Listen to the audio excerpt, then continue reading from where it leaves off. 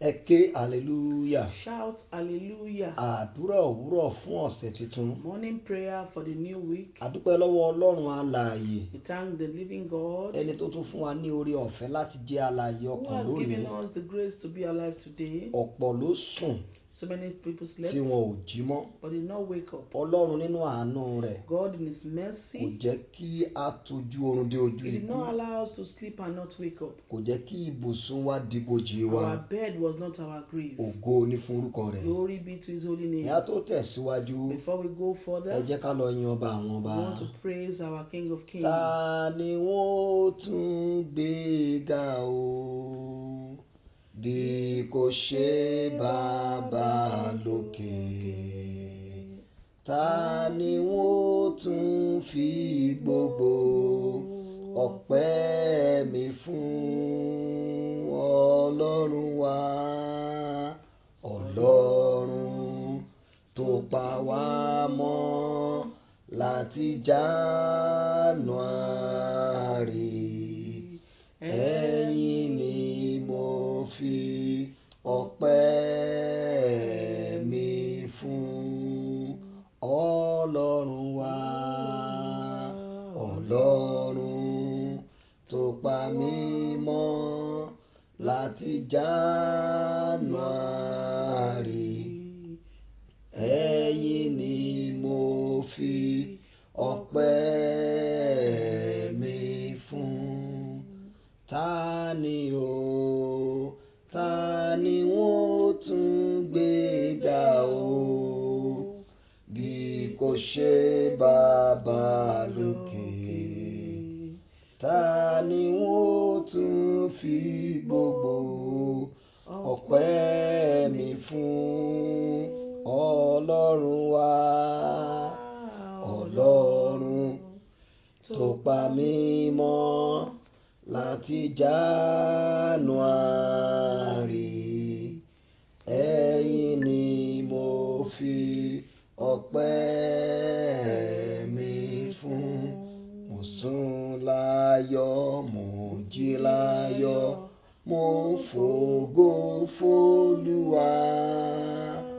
Mo jí láyọ̀, bàbá mo dúpẹ́ o. Mo sùn láyọ̀, mo jí láyọ̀, mo fògo f'Olúwa. Mo jí láyọ̀, bàbá mo dúpẹ́ o. Olúwa dára, Olúwa dára, Olúwa dára. Ó dára, Olúwa dára, Olúwa dára, Olúwa dára. Ó dára, Olúwa dára o. Ó dára, Olúwa dára. Ó dára sílé wa o. Ó dára sẹ́dẹ̀ wa o. Ó dára. Ọpẹ́ wa kó ṣe ìtẹ́wọ́gbà. May our thanksgiving be accepted. Lẹ́ẹ̀kan sí mo ń kí wa káàárọ̀ níbi gbogbo tí a ti ń gbóhùn mi. I am greeting everybody good morning wherever you are hearing my voice. Láti ìlú Dubai ni a ti ń ṣe ètò yìí láàárọ̀ yìí. This program is live from Dubai. Gbogbo àwọn ọmọ wa tí ẹ máa ń gbóhùn ẹ ò ní gbóhùn nínú ètò láàárọ̀ Our yìí. children that you are hearing their voices, you will not hear them today. Èmi àti arábìnrin mi la wá fún ìsinmi ráńpẹ́. I am here with my wife for a vacation. Àwọn ọmọ mi wa náà ni wọ́n máa ṣe ògbìfọ̀ fún mi láàárọ̀ Our yìí. mommy will be our interpreter today. Àkí ń káàbọ̀ sínú ètò yìí Evangelist Yomi Bámigbóyè. We say welcome to this program, Lady Evangelist Yomi Bámigbóyè. God bless you ma. Ọlọ́run á bùkún yín. Lónìí à ń gbàdúrà látinú ìwé orin Dáfídì orí 19. Today we are praying from the book of Psalm 99. Láti ẹsẹ̀ 6, 7 àti 8 rẹ̀. From verse 6, 7 and 8. Psalm 99 verse 6, 7 and 8. Àkọlé àdúrà wa náà ni àdúrà ọdún tuntun apá 4. The title of our program prayer today is Prayer for the new week, part 4. Àdúrà ọdún tuntun apá kẹrin. Prayer for the new year, part 4. Àti ṣe apá kìíní. We have done part 1. Àti ṣe apá kejì. We have done part 2. Àti ṣe apá kẹta. We have done part 3. Àwa tá ò bá tí gbàdúrà yẹn, àdúrà yẹn ní agbára, ẹ jẹ́ ká lọ gbà á. Those that have not participated, please go and participate. It is very powerful. Ó wà nínú orí YouTube wa. It is right there in the YouTube. Psalm 99 verse 6, 7 and 8. Psalm 99, 6, 7 and 8. Ó kà báyìí pé It reads thus: Mósè àti Árónì Moses and Aaron nínú àwọn àlùfáà rẹ̀ among his priests, àti Sámúẹ́lì and Samuel nínú àwọn tí ń pe orúkọ rẹ̀. among them that call upon his Wọ́n ké name. pe Olúwa, They called upon the ó Lord, sì dá wọn lóhùn. and he answered them. Mósè àti Árónì Moses and Aaron nínú àwọn àlùfáà rẹ̀ among his priests, àti Sámúẹ́lì and Samuel nínú àwọn tí ń pe orúkọ rẹ̀. among them that call his name. Wọ́n ké pe Olúwa, They called upon the ó sì Lord, dá wọn lóhùn. and he answered them. Ó bá wọn sọ̀rọ̀ nínú àwọsánmọ̀. He spoke unto them in the cloudy pillar. Wọ́n pa ẹ̀rí rẹ̀ mọ́ They kept his testimony àti ìlànà tí ó fi fún wọn. and the ordinances that he gave them. Ìwọ dá wọn lóhùn, Thou answeredst them, Olúwa Ọlọ́run wa. O Lord our Ìwọ God. lé Ọlọ́run tí ó dáríjì wọ́n, Thou was a God that forgiveth tí ó them. sì san ẹ̀san iṣẹ́ wọn. Thou tookest vengeance of their invention. Ọ̀rọ̀ Ọlọ́run fún wa lóòrọ̀ ire. This is the word of God for us today. Bíbélì sọ ní ẹsẹ̀ kẹfà yẹn, ó ní Mósè, Árónì àti Sámúẹ́lì, The Bible told us in the 6th verse, àwọn Moses- àlùfáà Ọlọ́run, Moses, Aaron, and the priests, wọ́n ké pe Ọlọ́run, they call upon the name of the wọ́n Lord. pe kí orúkọ rẹ̀, They call upon his ó name, sì dá wọn lóhùn. and he answered them. Àdúrà mi fún ọ fún ọdún yìí ni pé My prayer for you in this bó new bá ti year, ń pe Ọlọ́run, as you call the name of the Ọlọ́run yóò Lord, máa dá ọ he lóhùn. will answer you. Ṣàmì dáadáa, mo ní bó ti ń pe Ọlọ́run, As you call upon his name, Ọlọ́run yóò máa he dáhùn. will answer you. Ǹjọ́ tí ẹnu tó ń bá Ọlọ́run sọ tí ò tí ì ṣe, Is there anything you are talking to God about that he has not done? tó bá ti jẹ́ ìfẹ́ rẹ̀ ni fún ọ, If it's according to his will for your life, túbọ̀ máa béèrè, continue to ask. ó máa ṣe é. He will do it. Àdúrà yẹn ó máa sọ di ẹ̀rí. He will turn that prayer to Ó ní testimony. Mósè àti Árónì He said Moses and Aaron nínú àwọn àlùfáà rẹ̀ among his priests, àti Sámúẹ́lì and Samuel nínú àwọn tí ń pe orúkọ among rẹ̀. them that call upon Wọ́n his ké name. pe Olúwa, They call upon ó the sì Lord, dá wọn lóhùn. and he answered Mo them. sọ tẹ́lẹ̀ ní orúkọ Olúwa, I prophesy in the name of the yóò Lord. wà nínú àkọsílẹ̀ It lọ́dún shall yìí be pé written in this year that ìwọ àti ìdílé rẹ pe Ọlọ́run, you and your family call upon the name of the ó Lord, sì dá yín lóhùn. and he answered you. Ṣàmì dáadáa, Say amen very mo ló well. sì dá yín He lóhùn. will answer you. Ẹsẹ̀ keje, Verse ó ní 7. ó bá wọn sọ̀rọ̀ nínú ọ̀wọ́ àwọn sánmọ̀. He spoke unto them in the cloudy Wọ́n pa pillar. ẹ̀rí rẹ̀ mọ́ They kept his commandments àti ìlànà tí ó fi fún wọn. and his testimonies that he gave to Ohun tó them. dára jùlọ ni kí Ọlọ́run máa bá ọ sọ̀rọ̀. It's a very good thing that God talks to you. Bóyá nínú Bíbélì tí ó bá ti ń kà á, Whether when you read his word in the tàbí ó bá Bible ọ sọ̀rọ̀ látẹnukọ ẹnu, or to mouth speaking, àbí ìwọ máa ń gbóhùn rẹ̀ ni, or you are hearing his tàbí voice, lójú àlá. or in your dream. Jọ̀ọ́ ṣe àwárí ẹ̀bùn bíbá Ọlọ́run sọ̀rọ̀ àti kọ́lọ́run bá ènìyàn sọ̀rọ̀. Please seek for the grace to know and hear the voice of Tí the ò báyìí Lord. tí máa bá ọ sọ̀rọ̀, If you have not gotten sọ that fún grace, Olúwa, mo fẹ́ máa gbóhùn rẹ̀. tell him you want to hear his Kò voice. sẹ́ńtọ́lọ́run ò lè bá sọ̀rọ̀. There is nobody God cannot speak to. Kì í ṣàwa ìránṣẹ́ Ọlọ́run nìkan. He's not the minister Ó alone. lè bá ìwọ náà sọ̀rọ̀ He tó can- bá fi ara rẹ̀ jì. He can speak to you too if you give yourself to him. Kó o tó gbé ìgbésẹ̀ kan lọ́dún yìí, Before you take any step this year, jẹ́ kí Ọlọ́run sọ̀rọ̀ nípa ìgbésẹ̀ let náà. God speak concerning it. Ó ní wọ́n pa ẹ̀rí rẹ̀ mọ́ He said they kept his commandments àti ìlànà tí ó fi fún wọn. and his testimony that he gave unto Kí them, ọ̀nà rẹ bá lè là, that your way may be pure, kó o lè ṣe àṣeyọrí lọ́dún yìí. that you may be successful in this year. Pinnu láti pa ẹ̀rí rẹ̀ mọ́. Determine that you are going to keep his Pinnu ordinance. láti pa ìlànà rẹ̀ mọ́. Determine that you are going to keep his testimonies. Yàgò fún ẹ̀ṣẹ̀, Run away from sin. sá fún ẹ̀ṣẹ̀. Run away from sin. Bó bá ti ń ké pé As you call him, yóò sì máa dá ọ he lóhùn. will be answering you. Ọ̀rọ̀ rẹ̀ sọ ní ẹsẹ̀ kẹjọ yẹn, His word said in the 8th verse, ó ní ìwọ dá wọn lóhùn. Thou answerest them, Ọlọ́run wa, O Lord our ìwọ God. lé Ọlọ́run tí ó dáríjì wọ́n, Thou was the God that forgiveth yóò them, sì san ẹ̀san iṣẹ́ wọn fún wọn. and You took vengeance of their invention. kì í ṣe pé àwọn tá à ń kà nípa wọn iná ò dẹ́ṣẹ̀. It's not that those people we read about in the Bible don't have sin, kì í ṣe pé wọ́n sọ ẹ̀ṣẹ̀ di iṣẹ́.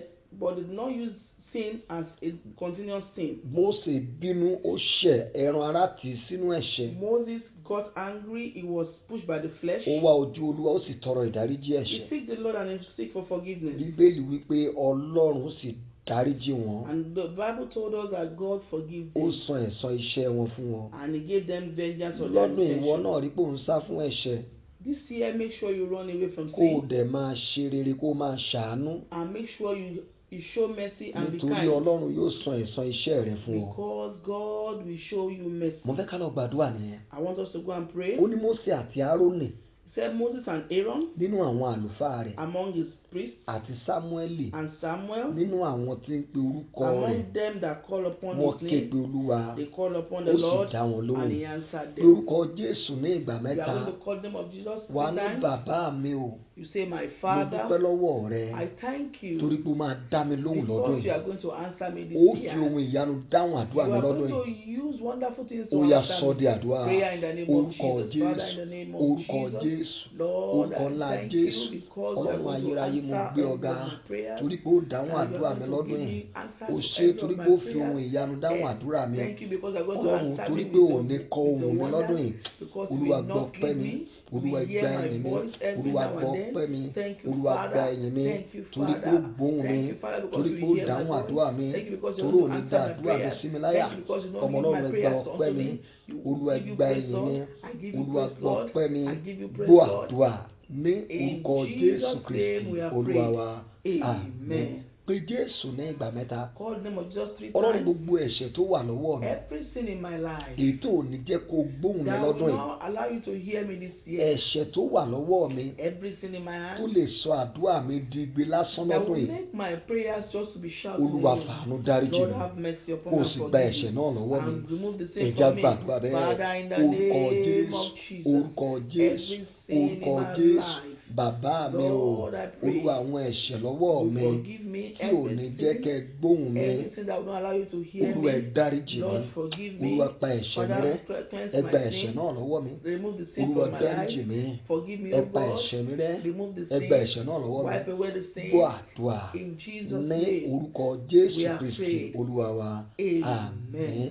ọ̀rọ̀ Ọlọ́run tí a kà yẹn The word of God that we read ó sọ nípa Mósè àti Árónì spoke about Moses and àti Aaron Sámúẹ́lì. and ó Samuel. ní nínú àwọn tí ń pe orúkọ rẹ̀ Among them that call upon wọ́n his ké name, pe Olúwa they call ó upon sì the dá wọn Lord lóhùn. and he answered Èyí them. Bíbélì ń sọ bẹ́ẹ̀ ni àwọn kan wà àwọn tí ń pe àwọn kan náà pe orúkọ Olúwa kò dá wọn lóhùn. What the Bible is saying is that there are some people that call him of the Lord ó and ní God did not nínú answer them. àwọn tí ń pe orúkọ Then rẹ̀ among the people that call wọ́n his ké name, pè they é call ó upon him dá wọn lóhùn. and he answered nǹkan them. tó ṣẹlẹ̀ ń bẹ̀ ni pé wọ́n rí àánú gbà.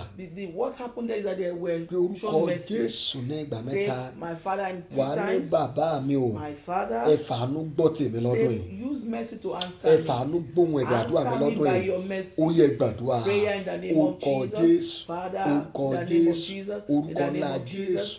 My bàbá Father, mi o Lord, ẹ fàánú in gbóhùn the mi lọ́dún mercy, yìí. answer my ẹ prayers. fàánú gbóhùn ẹ̀bẹ̀ àdúrà mi lọ́dún Answer my yìí. prayers in your ẹ fàánú mercy. gbọ́ tèmi. In this new year, ẹ answer my fàánú prayers gbọ́. by mercy. ẹ fàánú gbọ́. Answer my prayer by ẹ fàánú mercy. gbọ́. Answer my prayer ẹ by fàánú mercy. gbọ́. Answer by ẹ mercy. fàánú gbọ́. Answer by mercy. ẹ fàánú gbọ́. Answer by mercy. gbọ́ àdúrà In Jésù Jesus' Kristi name we are Olúwa wa. praying. Amen. àwọn tí Ọlọ́run ò gbọ́ àdúrà wọn yẹn Those that the Lord did not answer them, àdúrà wọn ti di ìríra níwájú their Ọlọ́run ni. prayers have become rubbish in the presence of God. ẹ pe orúkọ Jésù ní ìgbà mẹ́ta. Call the name of Jesus 3 wà ní times. bàbá mi o My Olúwa Father, lọ́dún yìí my Father, this new má year, jẹ́ kí àdúrà mi ó di ìríra níwájú rẹ̀. let not my prayer be rubbish in ó your yẹ presence. sọ di àdúrà Father, in orúkọ the name of Jésù Jesus, orúkọ in the name of Jésù Jesus, orúkọ in the name of Jésù Jesus. bàbá My mi o Father, my Lord, Olúwa lọ́dún yìí let not má my jẹ́ kí prayers àdúrà be mi ó di filled in ìríra your níwájú presence. rẹ̀. I refuse Ọlọ́run my ṣàánú prayers fún to mi be filled in má your jẹ́ kí presence àdúrà this mi ó new di year. ìríra níwájú rẹ̀. Lord, let my má prayer jẹ́ not kó be mú filled àdúrà in mi ó your di ìríra. presence. Let my má prayer jẹ́ not be kádùrà mi ó filled di in ìríra. your presence. Ọlọ́run má In jẹ́ ó the di name ìríra. of Jesus. Ọlọ́run má Lord, jẹ́ don't let my òdìríra. prayer be filled in Ọlọ́run má your jẹ́ presence. òdìríra. Lord, my prayer will Dúà, not be filled in dúà. your presence. In Ní Jesus' orúkọ name we Jésù pray. Kristi Olúwa wa. Amen. Mo á fẹ́ kó sọ fún Ọlọ́run. I want to tell God, Olúwa, bí mo ti ń rìnrìn àjò mi lọ lọ́dún yìí, Lord, as I'm going in this new ohun year, tí màá dáwọ́lé everything I'm going to lay my tẹ́ ẹ̀ hands fi ní upon, gbọ́ tèmi that mọ́, you will not hear Ọlọ́run má me. jẹ́ dáwọ́lé. Lord, let me allow me to touch it. Ó yẹ gbàdúrà bẹ́ẹ̀. Prayer in the name of Orúkọ Jesus. Jésù, In Jesus' name. orúkọ In Jésù, Jesus' name. orúkọ In Jésù. Jesus' name. Bàbá mi o, My Father, bí mo ti ń rìnrìn as àjò I mi lọ move in this new nínú year, ọdún yìí, ohun anything tí that màá I'm going to lay dáwọ́lé my hands upon, tẹ́ ò ní that you gbọ́ will tèmi not mọ́, make me, you will not Ọlọ́run answer má my jẹ́ prayer. dáwọ́lé. Lord, I refuse to Ọlọ́run lay má my jẹ́ hands on dáwọ́lé. it. I refuse to Ohun lay tí my màá hands on dáwọ́lé, it. Everything that will tí lay màá my fi hands dẹni ìríra upon, níwájú now rẹ, become a filthy Olúwa má presence jẹ́ in your dáwọ́lé. presence. Lord, don't let me do it, Dúà, Lord. dúà, In Jésù Jesus' name we Olúwa are wa. praying. Àmín. Mo fẹ́ kó sáré kọrin àsọtẹ́lẹ̀ yìí. I want to quickly sing this song. Kóun máa dáwọ́lé tí màá dẹni ẹ̀kọ́ lọ́dọ̀ rẹ. Òun máa dáwọ́lé tí màá dẹni ìyà lọ́dọ̀ rẹ o. Ó mọ̀ jàre o Jésù, mọ̀mọ̀ jẹ́ mi dáwọ́lé. Òun máa dáwọ́lé tí màá dẹni ẹ̀kọ́ lọ́dọ̀ rẹ. Òun máa dáwọ́lé tí màá dẹni òṣì lọ́dọ̀ rẹ o. Ó mọ̀ jàre o Jésù, mọ̀mọ̀ jẹ́ mi dáwọ́lé. Òun máa dáwọ́lé tí màá dẹni ẹ̀kọ́ lọ́dọ̀ rẹ. Òun máa dáwọ́lé tí màá dẹni ìyà lọ́dọ̀ rẹ o. Ó mọ̀ jàre o Jésù, mọ̀mọ̀ jẹ́ mi dáwọ́lé. Àyànfẹ́ Ọlọ́run ni Sọ́ọ̀lù ọba. Saul was an anointed Ó person from God. dáwọ́lé ẹ̀ṣẹ̀. He was into sin, Ọlọ́run dẹ̀ tẹ̀yìn lẹ́yìn rẹ̀. and God forsake him, A dẹ̀ fa ìjọba rẹ̀ ya. and his kingdom was Bí orúkọ torn. Jésù lẹ́ẹ̀kan. Called name of Wà ní Jesus bàbá once. mi o. My Bí mo ti ń Father, rìnrìn àjò mi lọ nínú as I ọdún yìí, move in this new ohun tí year, màá dáwọ́lé, anything I lay my hands tí màá fi upon, dẹni ẹ̀kọ́ that sílẹ̀, will make me to be tẹ́ forsaken ò by fi ní you, gbóhùn àdúrà mi mọ́. that will not make you to hear me Ọlọ́run má anymore. jẹ́ dáwọ́lé. Lord, don't let me Ó do yẹ it. gbàdúrà Pray in the name orúkọ of Jesus, my Father, Jésù. in Jesus' Bàbá name. mi o, Anything ohun tí that màá will dáwọ́lé, do that will make tẹ́ ò fi ní you gbóhùn to àdúrà mi forsake mọ́. me, that will make you Ọlọ́run má not to jẹ́ ń hear my dáwọ́lé o. prayer. Ọlọ́run Lord, má don't jẹ́ ń allow me dáwọ́lé to o. touch it. Ọlọ́run má jẹ́ Don't ń allow me dáwọ́lé to o. do it. Ọlọ́run má jẹ́ ń Don't dáwọ́lé allow o. me to do Má it. jẹ́ ń dáwọ́lé Don't o. allow me to do Dúà, it. dúà. In Jesus' Jésù name we are Olúwa wa. praying. Àmín. Amen.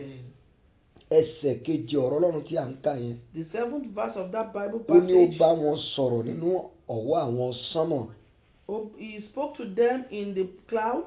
Ó bá wọn sọ̀rọ̀ He spoke to them nínú ọ̀wọ́ àwọn sánmọ̀. in the pillar of cloud. Wọ́n pa ẹ̀rí rẹ̀ mọ́ And they kept his àti ìlànà testimonies tí ó fi fún wọn. and the ordinance he gave unto Olúwa them. lọ́dún yìí, Lord, in this mo fẹ́ year, máa gbóhùn rẹ̀. I want to be hearing your Ọlọ́run máa voice. bá mi sọ̀rọ̀ Lord, speak to me lójú àlá mi, in my dream, nínú ìran, in my nínú vision, Ọlọ́run kíkà. in your word. Bí mo ti ń ka ọ̀rọ̀ rẹ̀, As I read your mo fẹ́ word, máa gbóhùn rẹ̀ Lord, I want to hear lójú your àlá voice. mi. In my Mo fẹ́ spirit, máa gbóhùn rẹ̀ I want to hear your nínú voice. etí mi. In my Mo fẹ́ ear, máa gbóhùn rẹ̀. I want to hear your Olúwa máa voice. bá mi sọ̀rọ̀. Lord, speak to Pé me. Jésù ní ìgbà In mẹ́ta. the name of Jesus, Ó yá three sọ di times. àdúrà. Pray in the name of Orúkọ Jesus. Jésù. Father, in the name Orúkọ of Jesus. Jésù. Father, in the name Orúkọ of Jesus. Jésù. Father, in the name Bàbá of mi Jesus. o. My Father, Olúwa mo fẹ́ máa I want gbóhùn to be rẹ̀ hearing your voice. lójoojúmọ́ In ayé this mi. new year, Mo fẹ́ máa all the gbóhùn days rẹ̀ of my life, nínú help ọdún me to tuntun hear yìí. your voice. Olúwa máa bá mi Lord, sọ̀rọ̀. speak to me. Máa bá mi In sọ̀rọ̀. your word, Mo máa bá mi in sọ̀rọ̀. in Bí mo ti my ń ka ọ̀rọ̀ dream, rẹ̀, in my máa bá mi vision. sọ̀rọ̀ Lord, lójú speak to àlá, me. Lord, lójú speak to ìran. me. Ọlọ́run máa bá In mi every sọ̀rọ̀. way, God. Mo fẹ́ máa gbóhùn Speak to rẹ̀. me. Mo fẹ́ máa Speak gbóhùn to rẹ̀. me. Mo fẹ́ máa Speak gbóhùn to rẹ̀. me. Mo fẹ́ máa Speak gbóhùn to rẹ̀. me. Speak to me. Jésù In Olúwa wa. Jesus' name we pray. Àmín. Amen. Orin yẹn ní mo fẹ́ máa gbóhùn rẹ̀. Mo fẹ́ máa gbóhùn rẹ̀. Mo fẹ́ máa gbóhùn rẹ̀ torí ohùn rẹ̀ dùn létí mi. Mo fẹ́ máa gbóhùn rẹ̀. Mo fẹ́ máa gbóhùn rẹ̀. Mo fẹ́ máa gbóhùn rẹ̀ torí ohùn rẹ̀ dùn létí mi. Mo fẹ́ máa gbóhùn rẹ̀. Mo fẹ́ máa gbóhùn rẹ̀. Mo fẹ́ máa gbóhùn rẹ̀ torí ohùn rẹ̀ dùn létí mi.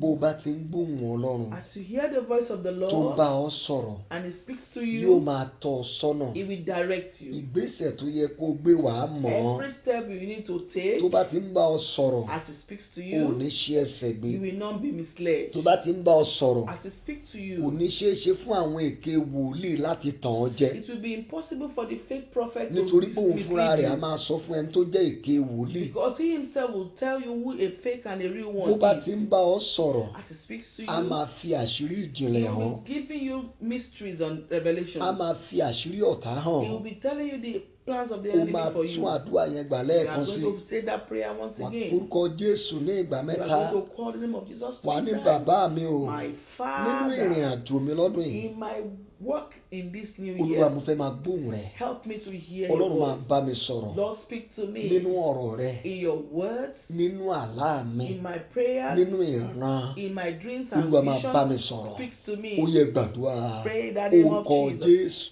Orúkọ Father, in the Jésù. name of Orúkọ Jesus, Jésù. Lord, Bàbá speak to mi o. me in everything Olúwa I nínú do. ìrìn àjò mi In all lọ́dún yìí, my steps mo in fẹ́ this máa year. gbóhùn rẹ̀. Help me, O God. Mo I fẹ́ want máa to be hearing gbóhùn your- rẹ̀. I want to be hearing your voice. Máa bá mi sọ̀rọ̀. Lord, speak to me. Bí n bá ń ka ọ̀rọ̀ rẹ̀, As I read your word, máa bá mi sọ̀rọ̀. speak to me. Lójú àlá mi, In my dream, máa bá mi sọ̀rọ̀. speak to me. Nínú ìran, In my vision, máa bá mi sọ̀rọ̀. speak to me. Olúwa máa bá mi Speak sọ̀rọ̀. to me. Mo fẹ́ máa gbóhùn I rẹ̀ o. want to hear your Mo fẹ́ máa voice. gbóhùn rẹ̀ I o. want to hear your Mo fẹ́ máa voice. gbóhùn I rẹ̀ o. want to hear your voice. Gbọ́ àdúrà ní In Jesus' orúkọ name we Jésù pray. Kristì Olúwa wa. Amen. Ìdí tó ṣe ń bá wọn sọ̀rọ̀ ni pé ó ní wọ́n pa ẹ̀rí rẹ̀ The mọ́. reason why he's talking to them is because they kept his Tí ìwọ náà testimony. bá lè fi ara rẹ̀ jì, If you can also release tó yourself takété sí ẹ̀ṣẹ̀, and stay away from tó sin rìn jìnnà sí àwọn ọ̀rẹ́ abánidẹ́ṣẹ̀, and move away from sinful friends, tó bá ti ń pa ẹ̀rí rẹ̀ mọ́ tó ń gbọ́rọ̀ sí àṣẹ rẹ̀, when you keep his ordinances Yóò and bá ọ testimonies, sọ̀rọ̀. he will speak to pé you. Jésù ní ìgbà mẹ́ta. Call the name of Jesus Wà 3 ní times. bàbá mi o. My Father, Oore ọ̀fẹ́ tí màá fi máa pa ẹ̀rí rẹ̀ the mọ́. grace to always keep your testimony, Oore ọ̀fẹ́ tí màá fi máa ṣe ìfẹ́ rẹ̀. grace to do always keep your ordinances, Ọlọ́run fi fún mi. Lord, give unto Ó yá me. gbàdúrà. Pray in the name of Orúkọ Jesus. Jésù. Father, in the name Orúkọ of Jesus, Jésù. in the name Orúkọ of Jesus, Jésù. in the name Bàbá of mi Jesus, o. my Father, Oore ọ̀fẹ́ the tí grace màá máa fi rìn that we will nínú ìlànà rẹ̀. in your Oore ordinances, ọ̀fẹ́ the tí grace màá fi máa pa ẹ̀rí rẹ̀ that mọ́. will keep your Tí màá fi testimony, máa pa òfin rẹ̀ that mọ́. will keep your ordinances. Olúwa gbé ìwọ̀ mi. Lord, give unto Olúwa me. gbé ìwọ̀ mi. Give unto me. Olúwa gbé ìwọ̀ mi. Give unto me. Olúwa gbé ìwọ̀ mi. Give unto me. Olúwa gbé ìwọ̀ mi. Give unto me. Olúwa gbé ìwọ̀ mi. Give unto me. Olúwa gbé ìwọ̀ mi. Unto me. Olúwa gbé ìwọ̀ Give mi. unto me. Olúwa gbé ìwọ̀ Give mi. unto me. Olúwa gbé ìwọ̀ Give mi. unto me. Gbọ́ àdúrà In ní Jesus' orúkọ name Jésù we are Kristi praying. Olúwa wa. Amen. Àmín. Ẹsẹ̀ kẹjọ ọ̀rọ̀ Ọlọ́run tí à ń kà yìí. 8th verse of that verse, Ó ní ìwọ dá wọn lóhùn. and you answer them, Olúwa Ọlọ́run wa. O Lord our Màá God. fẹ́ kó pe Jésù lẹ́ẹ̀kan. You call the name of Jesus Wà ní once. bàbá mi o. My Father, Lórí ohun tí mo ti ń béèrè tipẹ́ yìí. upon that thing I've been asking from Olúwa you, fàánú dá mi lóhùn. Lord, answer me by Olúwa mercy. fàánú ṣe fún mi. Answer me by Ó mercy. yá gbàdúrà. Pray in the name of Orúkọ Jesus. Father, in the Jésù. name of Jesus. Bàbá mi o. My Father. Olúwa. Oh Lord, Lórí ohun tí mo ti ń upon béèrè that tipẹ́ I've been yìí. asking from you, Tí ń ṣe ìfẹ́ rẹ. that is your will. Olúwa fàánú dá mi Lord, lóhùn. answer me by Olúwa mercy. fàánú dá mi lóhùn. Answer me by Olúwa mercy. fàánú dá mi lóhùn. Answer me by Olúwa mercy. fàánú dá mi lóhùn. Answer me by Olúwa mercy. fàánú dá mi lóhùn. Answer me by Olúwa mercy. fàánú dá mi lóhùn. Answer me by Olúwa mercy. fàánú dá mi lóhùn. Answer me by mercy. Gbọ́ àdúrà ní Jesus' orúkọ name Jésù Kristi we have Olúwa wa. prayed. Àmín. Amen. A ó lo orúkọ Ọlọ́run mẹ́ta báyìí We are going to use the name of Jesus láti fi gbàdúrà pé kó dá wa lóhùn. to pray so I can answer. Orúkọ rẹ̀ àkọ́kọ́ tá ó lò rèé. The first name is this. Wà orúkọ Jésù lẹ́ẹ̀kan tó. You call Jesus Wà word. ní Ọlọ́run àánú o. You say God of Dáhùn mercy. orúkọ rẹ nínú gbogbo àdáwọ́lé mi lọ́dún. Answer your name in every of my endeavors. Ìtumọ̀ àdúrà yẹn ni pé ohun gbogbo tó wá bẹ̀rẹ̀ sí ṣe wà máa rí àánú Ọlọ́run lórí ẹ̀. The meaning is that anything you do, you receive mercy of God Ní in it. orúkọ Jésù lẹ́ẹ̀kan tó. Call the name of Jesus Wà ní one. Ọlọ́run àánú You o. say God of Lórí mercy. gbogbo àdáwọ́lé mi lọ́dún Every yìí. of my endeavors this year, Olúwa jẹ́ rí àánú rẹ gbà let me lórí ẹ̀. receive your mercy. Ó yẹ gbàdúrà Pray in the bẹ́ẹ̀. name of Orúkọ Jesus. Father, in Jésù. Jesus' Ọlọ́run name, àánú o. God of mercy. Olúwa jẹ́ rí àánú rẹ In gbà everything that I'm lórí doing, gbogbo let me àdáwọ́lé mi receive lọ́dún your yìí. mercy. jẹ́ rí àánú Let rẹ me gbà receive lórí mercy gbogbo àdáwọ́lé in mi, everything I do, lórí àwọn ọmọ mi, upon my lórí iṣẹ́ children, mi, upon my business lórí and work, ọ̀nà mi, upon my lórí way, ìgbéyàwó upon mi. my marriage. Ọlọ́run àánú, Oh Lord of jẹ́ mercy, rí àánú rẹ gbà, let me receive jẹ́ rí mercy. àánú rẹ gbà, Let me receive jẹ́ rí mercy. àánú rẹ gbà, Let me receive jẹ́ rí mercy. àánú rẹ gbà, Let me receive jẹ́ rí mercy. àánú rẹ gbà. Let me receive Gbọ́ mercy. àdúrà In ní Jesus' orúkọ name Jésù we are Kristi free. Olúwa wa. Àmín. Amen. Mo sọ tẹ́lẹ̀ sí ayé rẹ, I prophesy into your life bó ti rí àmì mẹ́ta ṣe, as you say 3 amen. bó ti ń dáwọ́lé ohun gbogbo lọ́dún yìí, Whatever you are going to lay your hands in this ó máa rí year, àánú you Ọlọ́run gbà will lórí see rẹ. the mercy of God in it. Àmín. Amen. Àmín. Amen. Àmín ní orúkọ Amen. Jésù. In the name of Orúkọ Jesus. rẹ̀ kejì tá a fẹ́ lò, His second name òun that we are náà using ni Ọlọ́run olùrànlọ́wọ́. is the God of help.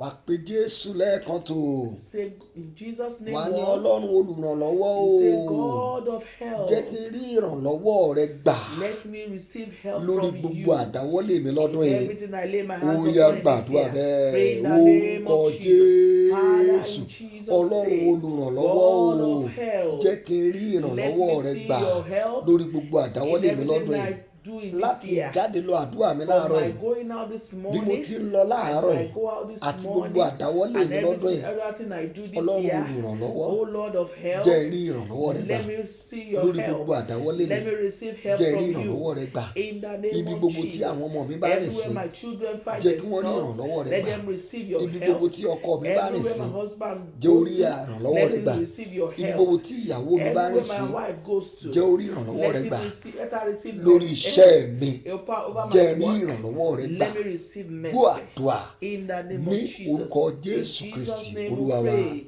Mo Amen. kéde, mo pàṣẹ.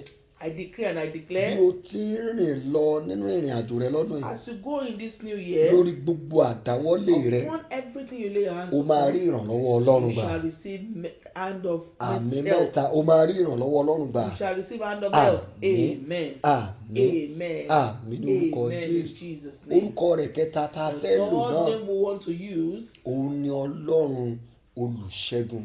is the God of victory. Wà orúkọ Jésù lẹ́ẹ̀kan tó o. You shout the name of God Wà once. ní Ọlọ́run The olùṣẹ́gun o. God of victory. Bàbá mi, My lórí Father. gbogbo àdáwọ́lé mi lọ́dún yìí, Everything I lay my hands lọ máa upon, jà fún mi bí aṣẹ́gun. continue to fight for me Lórí as a gbogbo victor. ogun tó lè dojú kọ mi lọ́dún yìí, Every word that might come my way, lọ this jà year, fún mi bí aṣẹ́gun. Lord, fight for me and Jà fún mi and kó give fún mi ní victory. ìṣẹ́gun. Fight for me and Ẹ give me sọ́ di victory. àdúrà. Pray in the name of Orúkọ Jesus. Father, in Jésù, Jesus' name. Ọlọ́run aṣẹ́gun o. God of victory. Lórí gbogbo ogun tó lè dojú kọ mi lọ́dún yìí, Word that may come my way this Olúwa year. jà fún mi kó fún Lord, mi ní fight for ìṣẹ́gun. me and give me victory. Jà fún mi kó fún mi ní Fight for ìṣẹ́gun. me and give me Lórí victory. ìgbéyàwó mi, Upon my lórí marriage, iṣẹ́ mi, upon my lórí business, àwọn ọmọ mi, upon my Olúwa children. jà fún mi. Oh Lord, fight for Fún mi ní me. ìṣẹ́gun. Give me Gbogbo victory. ogun tó bá dìde sí àwọn Any ọmọ word mi, that rises against my tó dìde children, sí ọkọ mi, anyone that rises against tó my dìde sí husband, iṣẹ́ mi that rises against my àti business and ìgbéyàwó work mi, and my marriage. Olúwa lọ jà fún Oh mi. Lord, arise. Fún mi ní Fight ìṣẹ́gun. my battle and give me Jà fún mi. victory. Fight my Fún mi battle ní and give me ìṣẹ́gun. victory. Jà fún mi. Fight my battle Fún mi and ní give me ìṣẹ́gun. victory. Jà fún mi. Fight my battle. Fún mi ní Give ìṣẹ́gun. me victory. Gbọ́ àdúrà In Jesus' ní name, orúkọ we are Jésù praying. Kristi Olúwa wa. Amen. Ọlọ́run aṣẹ́gun, God of victory, mo kéde, mo pàṣẹ. I declare and I declare. Gbogbo ogunkógun tó lè dojú kọ ọ́ lọ́dún yìí, Any battle that might come your way this bó o year, ti rí àmì méje ṣe, as you can say 7 Ọlọ́run yóò amen, jà fún the ọ, Lord will fight your yóò sì battle fún ọ ní ìṣẹ́gun and will bẹ́ẹ̀. give you victory. Àmín, Amen. àmín, Amen. àmín, Amen. àmín, Amen. àmín, Amen. àmín, Amen. àmín lórúkọ Amen in the Jésù. name of Jesus. Kọrin ní ìgbà méjì Sing this song 2 kí n times. tó pe àdúrà kan tó kẹ́yìn. Before I sing, take this last prayer point. Àwájú aṣẹ́gun lọ, àwájú aṣẹ́gun lọ, nítorí àwa gbẹ́kẹ̀ wa lé ọ Jésù. Àwájú aṣẹ́gun lọ, àjú aṣẹ́gun lọ, àwájú aṣẹ́gun lọ, àwájú aṣẹ́gun lọ, nítorí àwa gbẹ́kẹ̀ wa lé ọ Jésù. Àwájú aṣẹ́gun lọ. Lórúkọ Jésù ní ìgbà mẹ́ta. Call the name of Jesus. Wà ní 3 ìwọ times. ọdún 2019. You say you year 2019. Gbọ́ ọ̀rọ̀ Olúwa.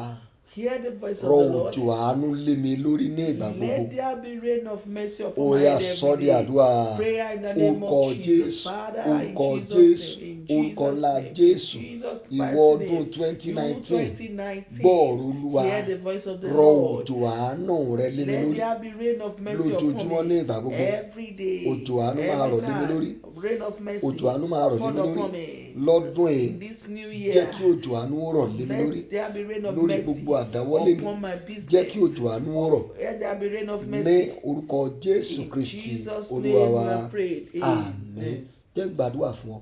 Let me pray for you. Ní orúkọ Jésù. Father, in Jesus' name. Ọlọ́run á gbé ọ̀gá fún agbára ọ̀rọ̀ rẹ. Lord, we thank you for the power of your word. Ọ̀rọ̀ rẹ wípé Mósè àti Árónì Your word says Moses and Aaron nínú àwọn àlùfáà rẹ among the priests àti Sámúẹ́lì and Samuel nínú àwọn tí ń pe orúkọ rẹ. among them that call upon his Wọ́n name. ké pe Olúwa, They call upon the ó Lord sì dá wọn and he lóhùn. answered Mo ń them. gbàdúrà fún ọ. I pray for you. Ìrìn àjò rẹ nínú ọdún 2019 All yìí, your endeavor in this 2019, wàá ké pe Olúwa. you will call upon the Ọlọ́run Lord yóò sì dá ọ and he lóhùn. will answer you. Láàárọ̀ yóò dá ọ lóhùn. In the morning he will answer you. Lọ́sàn-án yóò dá ọ In the lóhùn. afternoon he will answer you. Lóru yóò dá ọ In the lóhùn. midnight he will answer you. Àdúrà rẹ níwájú Olúwa lọ́dún yìí Every of your prayer in the presence of God this kò ní year, di ìríra. it shall not be filled. Ó ní ó bá wọn sọ̀rọ̀ He nínú said it. ọ̀wọ́ àwọ̀ sánmọ̀. He said he spoke to them in the pillar of cloud. Lọ́dún yìí, In this ju year, tàtẹ̀yìnwá lọ, than before, Ọlọ́run yóò bá ọ he sọ̀rọ̀. will speak with you. Lójú àlá rẹ, In your yóò dream, bá ọ sọ̀rọ̀. he will speak to Nígbà tó you. bá ń ka ọ̀rọ̀ Ọlọ́run, When you read the word of yóò God, bá ọ sọ̀rọ̀. he will speak to Nínú you. ìran, In his yóò vision, bá ọ sọ̀rọ̀. he will speak to Látẹnu you. àwọn ìránṣẹ́ rẹ̀ From wá, his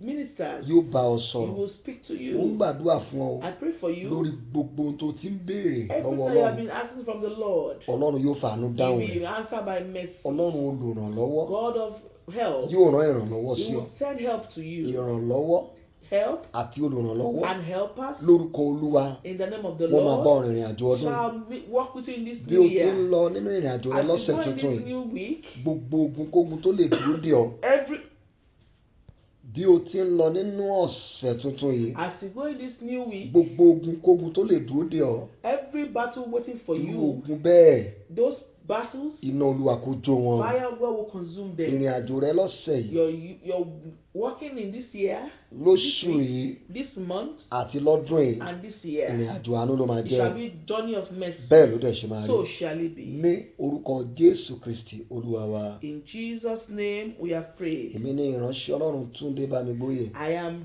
Minister Tunde Bamigboye. Bí a ti máa ń ṣe, As we do, ẹ fi àdúrà ìṣọwọ́ sí àwọn ènìyàn yín send this to your friends fún ìrànlọ́wọ́ àdúrà for prayer àti ìgbaniníyànjú. and counseling. Ẹ pè sórí nọ́mbà yìí Call on this number 080 080 238 238 126 126 85. 85. Bákan náà, tẹ́ bá fẹ́ darapọ̀ mọ́ àdúrà wa ojoojúmọ́ Also, if lórí you want- Facebook, If you want to join us in our Facebook daily, ẹ lọ fi orúkọ ṣọwọ́ sí Yorùbá Prayer Team. join us on Yoruba Prayer Team. A ó gbà yín wọlé. You shall be Ẹ̀yin náà sì máa accepted gbádùn àdúrà ojoojúmọ́. and you will receive daily prayers. Bákan náà, Secondly, tí ẹ bá fẹ́ máa gbádùn àdúrà wa wọ̀nyí, sí ẹ lọ sórí YouTube. if you want to enjoy more of our prayers, go to the YouTube Kẹ̀tẹ̀ Pastor Túndé Bámigbóyè and click on Pastor Tunde Bamigboye tàbí Wákàtí Ìtúsílẹ̀. or Wakati Itusile. Mo gbọ́ Ọlọ́run gbọ́ pé I